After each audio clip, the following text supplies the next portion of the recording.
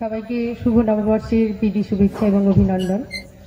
আমাদের এই মঞ্চে শ্রুতি নাটক করা হয়ে ওঠেনি, একটা সুযোগ এসেছে, তাই শ্রুতি নাটকটা আমরা উপস্থাপনা করছি। সোমনাথবাবু প্রথমেই বললেন যে এই নাটকটি রচয়িতা আমাদেরই একজন সতীর্থ শিক্ষিকা কৃষ্ণা পণ্ডা মহাশয়া। উনি বড় প্রাথমিক বিদ্যালয়ের সহশিক্ষিকা। নাটকের নাম টক ঝাল মিষ্টি।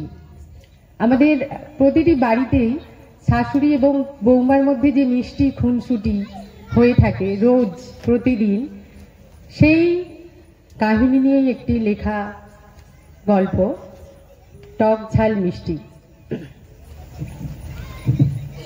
বৌমা, ও বৌমা, বৌমা কানে কালা নাকি?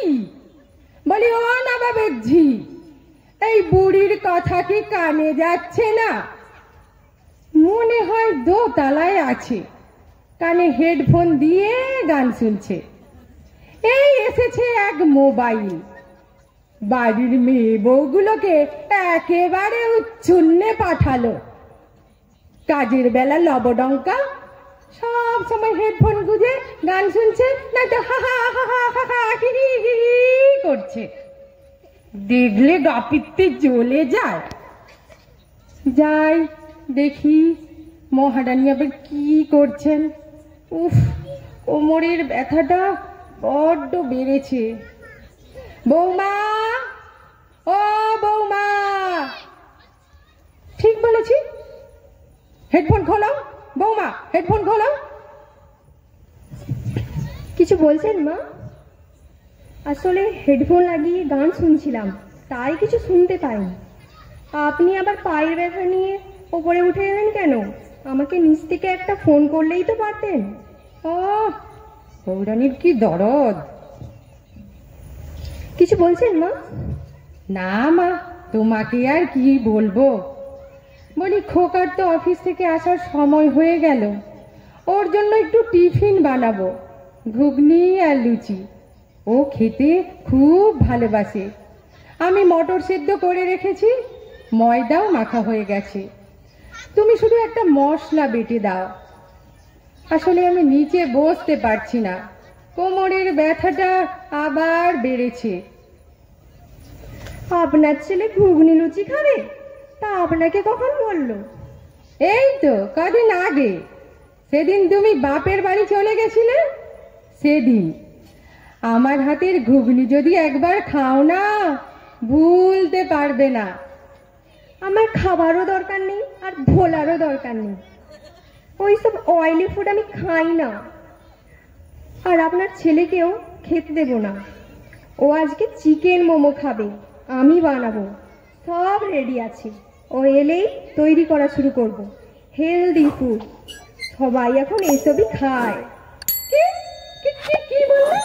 কি খাবে? চিকেন মোমো খাবে, আপনাকেও দেব, খেয়ে দেখুন, ভালো লাগবে।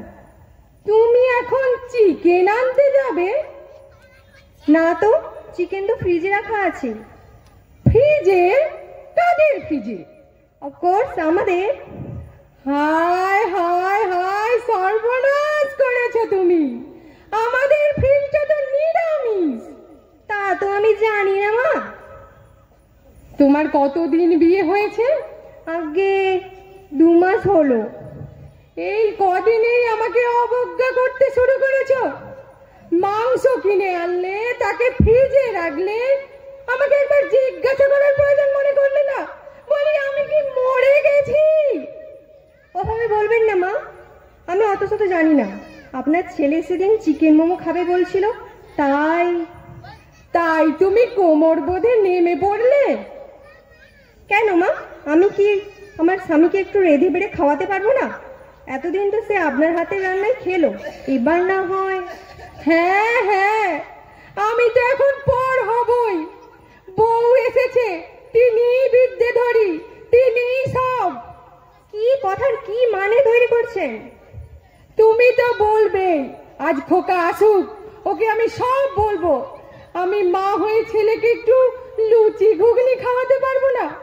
সংসারে কি আমার কোনো দাম নেই?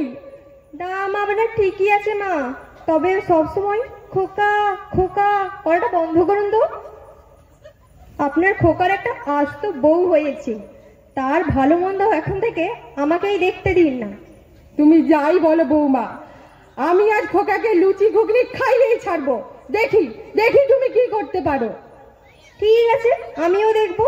ও যদি চিকেন মোমো না খেয়ে ঘুগনি লুচি খায়, তাহলে আমিও কুরুক্ষেত্র করে ছাড়বো।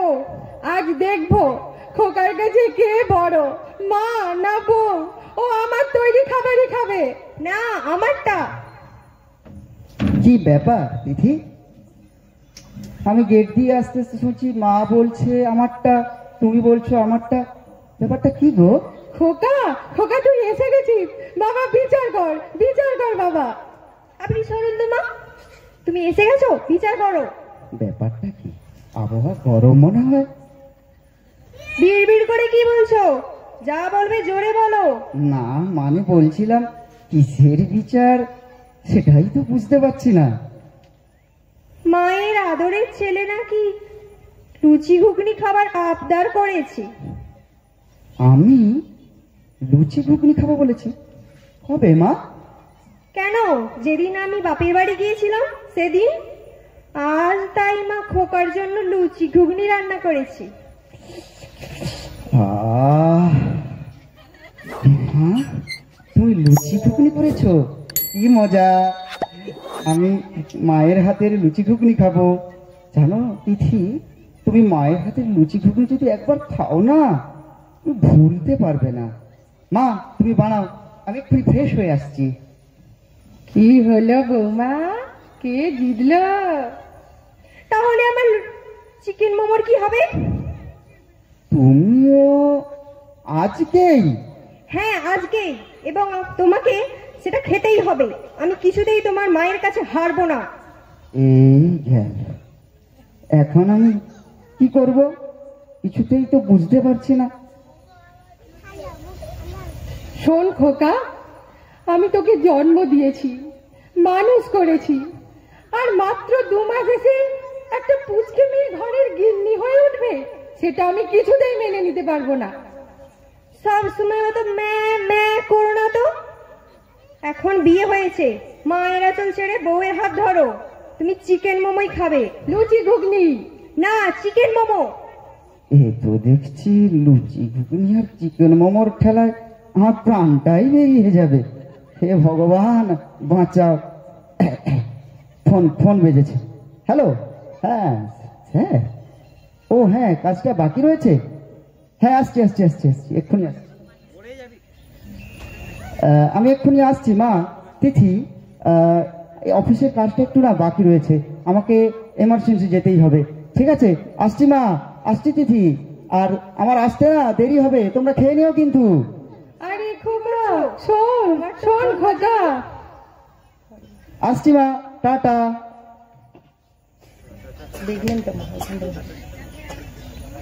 দেখলেন তো মা, আপনার ছেলের চালাকি আমাদের দুজনের মধ্য থেকে কেমন টুক করে কেটে পড়লো। কোনো ফোন টোন বাজেনি। কিন্তু আমার লুচি ঘুগনির কি হবে? আমি কি বলি মা, চলুন রান্নাঘরে যাই, দুজনে মিলে লুচি ঘুগনি আর চিকেন মোমো বানাই। আপনি আমার বানানো খাবারটা খাবেন, আর আমি আপনারটা। আমরা মেয়েরা সব সময় স্বামীর কথা, ছেলের কথা, পরিবারের সবার কথা ভাবি, তাদেরকে ভালো রাখার চেষ্টা করি। এটা ভাবতে ভাবতেই আমাদের জীবন শেষ হয়ে যায়। আমাদের ভালো লাগার, ভালোবাসার খবর কেউ কি রাখে? আজ না হয় আমরা দুই নারী একটু নিজেদের কথা ভাবি। এই না হলে আমার বৌমা লক্ষ্মী মেয়ে।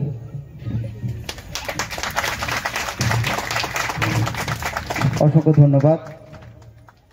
ক্ষুদ্র একটি শ্রুতি নাটক আমরা যতটা সম্ভব